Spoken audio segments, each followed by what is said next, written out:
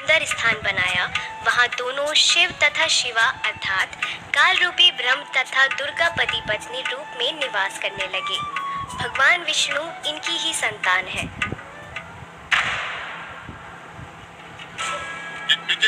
ये सब झूठ बोल रहा है।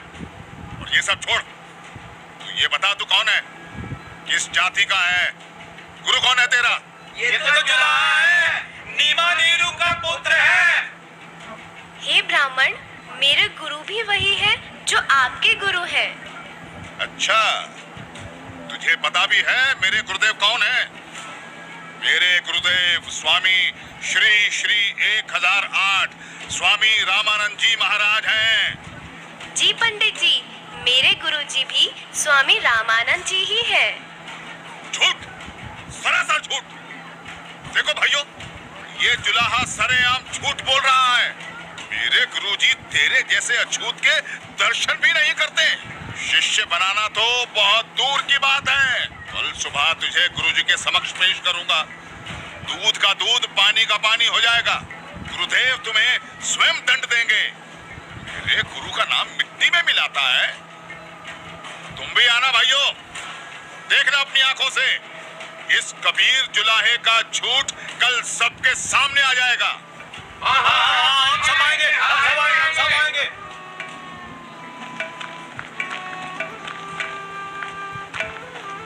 अरे पंडित जी, कम से कम मेरे सवाल का उत्तर तो देते जाइए। विवेकानंद सीधा रामानंद जी के पास पहुंचा और उन्हें सारी बात बताई। रामानंद जी भी गुस्सा हो गए कि आखिर कैसे एक जुलाहा खुद को मेरा शिष्य बता सकता है। हे गुरुदेव, एक छोटी जाति का जुलाहा अपने आप को बड़ा विद्वान सिद्ध करने के लिए भगवान विष्णु जी को नाशवान बताता है। क्या नाम है उसका? गुरुदेव, उसका नाम कबीर है। कबीर? हाँ गुरुदेव, कबीर। हे गुरुदेव, उसने तो हम ब्राह्मणों का घर से निकलना भी दूभर कर दिया है। हमें महाशर्मिंदा होना पड़ रहा है। आज उसने भरी सभा में कहा कि पंडित स्वामी रामानंद जी मेरे गुरुजी हैं। मैंने उनसे दीक्षा ले रखी है।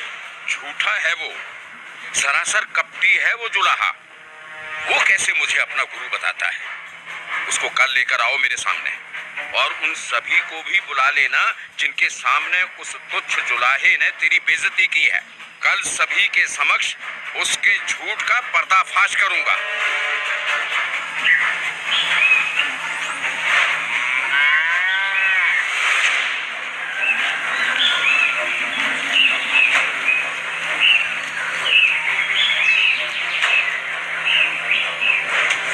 नीरू जुलाहे का घर कहाँ है?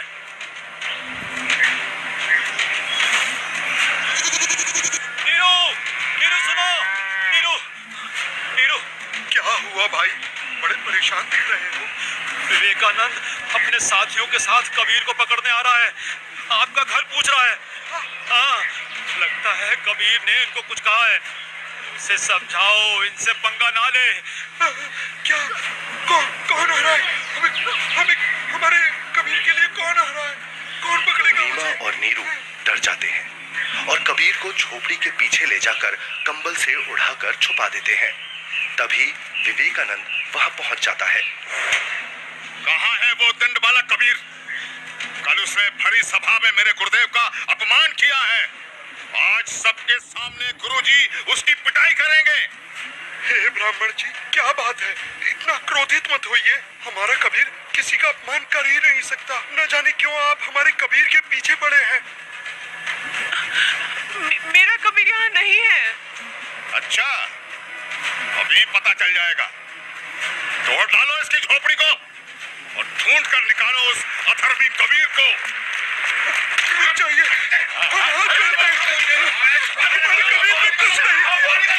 घर में घुसकर विवेकानंद और उसके शिष्य तोड़ फोड़ करने लगते हैं तो कबीर प्रभु जी से नहीं रहा जाता।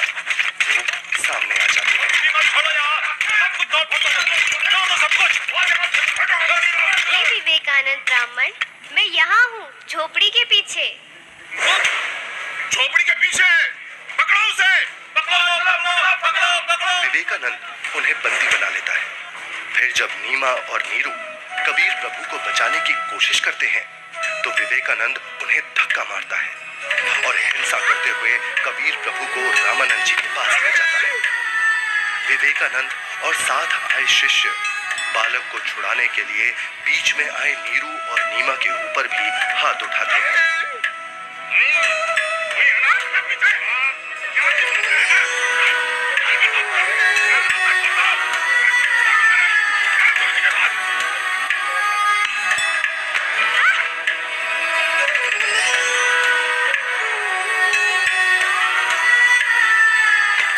नीरू को भी कुछ गुंडे लाठी डंडों से मार कर जवान कर देते हैं।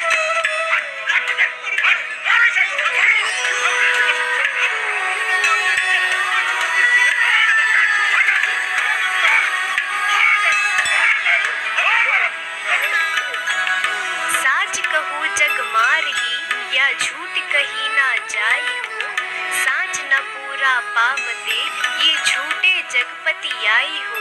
एक तरफ विवेकानंद कबीर प्रभु जी को पकड़कर रामानंद जी के पास ला रहा था और दूसरी तरफ रामानंद जी ने अपनी कुटिया के बाहर एक बड़ा सा पर्दा लगवा दिया जिससे रामानंद जी की नजर शूद्र पर ना पड़े। हे स्वामी, आपके आदेश के अनुसार पर्दा लगवा दिया है जिससे कबीर की नजर आप पर ना पड़े। कबीर को इस पर्दे के पीछे ही खड़ा किया है। मारो इसे, इसने हमारे गुरुदेव का अपमान किया है। मारो, हमारे ईश्वर की निंदा की है इसने। मारो इसको, मारो इसे, मारो, मारो। शांत, शांत, शांत। आप सभी शांत रहें। गुरुजी खुद ही इस अधर्मी को सजा देंगे। कौन है तू जुलाहे? मैं सतलोक का निवासी हूँ, अजन्मा अविनाशी हूँ, पूर्ण ब्रह्म परमेश्वर हूँ। मेरा नाम कबीर देव है। ये सृष्टि मुझ पर ही आश्रित है। तू हाड़ मांस का बना मुसलमान के टुकड़ों पर पलने वाला नीच जुलाहा जाति का बालक है। तू खुद को परमात्मा कहता है। सत्य यही है कि मैं ही सर्वशक्तिमान परमेश्वर हूँ और आप ही मेरे गुरुजी हैं। आप मुझे अपशब्द कह रहे हैं तो भी मुझे आनंद आ रहा है गुरुदेव। तू ऐसे नहीं मानेगा ना जुलाहे। तू थोड़ी देर प्रतीक्षा कर, मैं पहले पूजा कर लेता हूँ, फिर तुझे देखूंगा।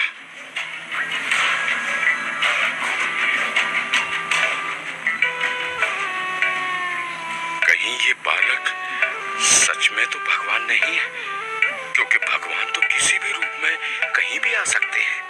कहीं मुझसे कोई गलती ना हो जाए। अपनी पूजा साधना के बाद सोच समझ के बात करूंगा।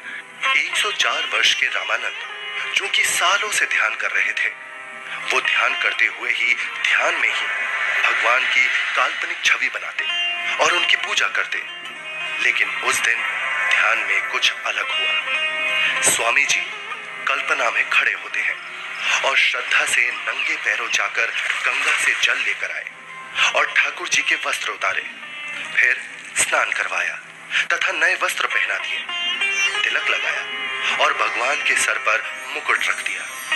तब पास में रखी कंठी पर ध्यान किया और कल्पना में ही बोले, हे भगवान, आज तो कंठी डालना ही भूल गया। फिर कंठी उठाकर मुकुट के ऊपर से डालने लगे, लेकिन माला मुकुट में फंस गई। अब स्वामी जी चिंतित हो गए और कल्पना में ही सोच रहे हैं, हे भगवान, आज ये आपके दास के साथ क्या बनी?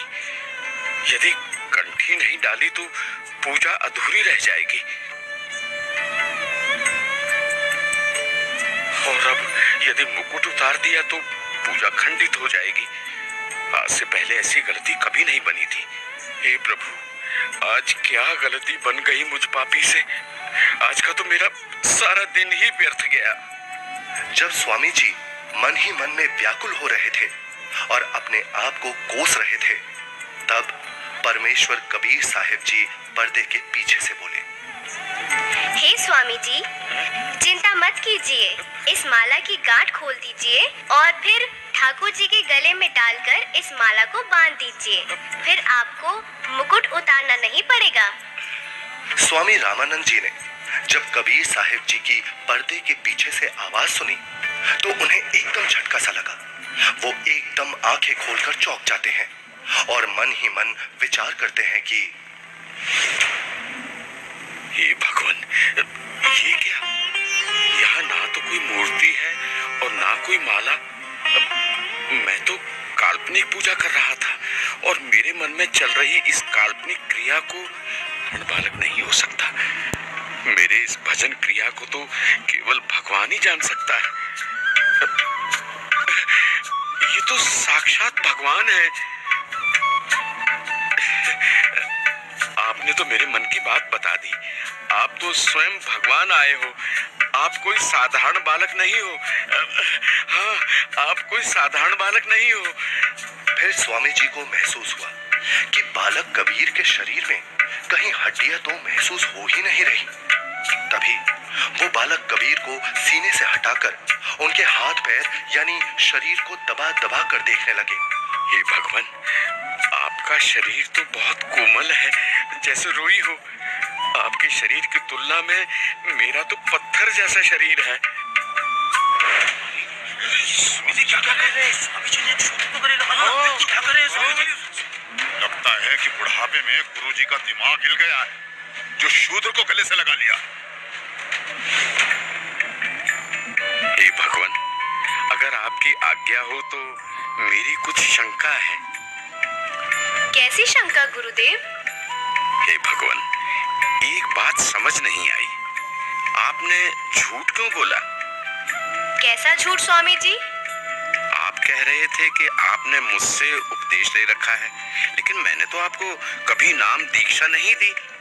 स्वामी जी, याद कीजिए, एक समय आप पंचगंगा घाट पर स्नान करने के लिए गए थे। मैं वहाँ पौड़ियों पर लेटा हुआ था। आपके पैरों की खड़ाऊ मेरे सिर पर लगी थी और मैं पीड़ा के कारण रो रहा था। तब आपने मेरे सिर पर हाथ रखा और कहा कि बेटा राम राम बोलो। तो स्वामी जी, आप मेरे गुरु बन गए और मैं आपका शिष्य। मेरा तो उद्देश्य ही वहाँ पर आपसे दीक्षा लेना था। हाँ, अब याद आया। परंतु वो तो बहुत छोटा बच्चा था। वो देखिए स्वामी जी, क्या मैं ऐसा था? स्वामी जी ने जिधर बालक कबीर जी इशारा कर रहे थे, उधर 2.5 वर्ष के उसी बालक को चारपाई पर लेटा देख चौंक जाते हैं और बार बार कभी 5 वर्ष के रूप में खड़े परमात्मा को देखते हैं तो कभी 2.5 वर्ष वाले रूप को। फिर आंखें मल मल कर देखते हैं कि कहीं आंखें धोखा तो नहीं खा रही। इतने में 2.5 वर्ष वाला बालक चारपाई से हवा में उड़ा और 5 वर्षीय बालक के रूप में खड़े कबीर साहिब जी में समा गया और 5 वर्ष वाले बालक के रूप में कबीर साहिब जी वहीं खड़े हैं। मेरा संशय मिट गया। आप ही पूर्ण ब्रह्म हैं। हे परमेश्वर, आपको हम कैसे पहचाने? आप किस जाति में उत्पन्न तथा कैसी वेशभूषा में खड़े हैं? कैसे एक छोटे से बालक के रूप में धोती कुर्ता पहने जुलाहा जाति शूद्र वर्ण में उत्पन्न हुए हैं दाता? हे मालिक, हम तुच्छ बुद्धि जीव आपको कैसे पहचाने? अपने इस अनजान बालक की गलती क्षमा करना प्रभु। ऐसा मत कहिए स्वामी जी, आप मेरे गुरुदेव हैं और मैं आपका शिष्य। नहीं भगवान, मैंने आपको पहचान लिया है।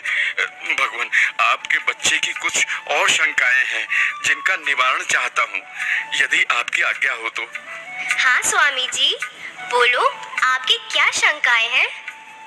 हे कबीर देव, मैं अपने शिष्यों को राम नाम जाप करने को नहीं देता। यदि आपने मुझसे दीक्षा ली है तो आप मुझे वो मंत्र बताइए जो मैं अपने शिष्यों को देता हूँ। स्वामी जी, आप ओम नाम जाप करने को देते हो। आपने जो मंत्र बताया ये तो सही है, लेकिन एक शंका और है, कृपया उसका भी समाधान कीजिए। पूछिए गुरुदेव जी। मैं जिसे शिष्य बनाता हूँ उसे एक चिन्ह देता हूँ, वो आपके पास नहीं है। हे गुरुदेव, आप एक तुलसी की कंठी माला देते हो गले में पहनने के लिए। ये देखो गुरुदेव, उस दिन पंचगंगा घाट पर आपने ही तो अपने गले से निकालकर ये कंठी मेरे गले में पहनाई थी। ये सारी लीलाएं देखकर वह बालक रूप में खड़े कबीर परमात्मा की बातें सुनकर स्वामी रामानंद जी समझ गए कि ये कोई साधारण बालक नहीं है। उसके बाद कबीर परमात्मा ने स्वामी रामानंद जी को अपने उसी 5 वर्ष के बालक के रूप में अपने साथ यमलोक, स्वर्गलोक, विष्णुलोक, शिवलोक और फिर अंत में सतलोक में ले जाते हैं। ये सतलोक है।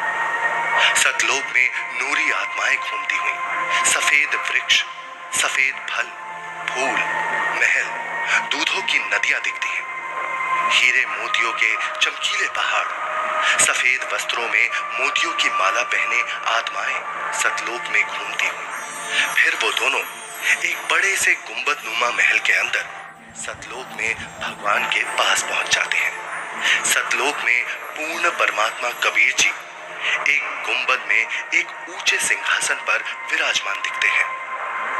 दोनों उस सिंहासन पर बैठे परमात्मा को प्रणाम करते हैं। अब बालक रूपधारी कबीर देव उस सिंहासन के पास जाते हैं और सिंहासन पर बैठे अपने अन्य रूप पर चवर करते हैं। ऐसा देखकर रामानंद जी सोचते हैं, इसका मतलब कबीर देव जी इस सिंहासन पर बैठे सच्चे परमात्मा के सेवक हैं। तभी सिंहासन पर विराजमान तेजोमय परमात्मा सिंहासन से उठकर खड़े हो गए और कबीर देव जी के सामने हाथ जोड़कर कबीर देव जी को बैठने का आग्रह करने लगे। बालक रूप में कबीर परमात्मा सिंहासन पर बैठ गए और पहले सिंहासन पर बैठे परमात्मा बालक कबीर को चवर करने लगे। रामानंद जी प्रभु के सामने हाथ जोड़कर खड़े रहे। तभी फिर तेजोमय परमात्मा एक प्रकाश पुंज में बदल गया और फिर वो उस बालक कबीर जी के शरीर में समा गया। अब बालक कबीर जी का शरीर भी उतना ही तेजोमय हो गया जितना कि पहले सिंहासन पर बैठे परमात्मा का था।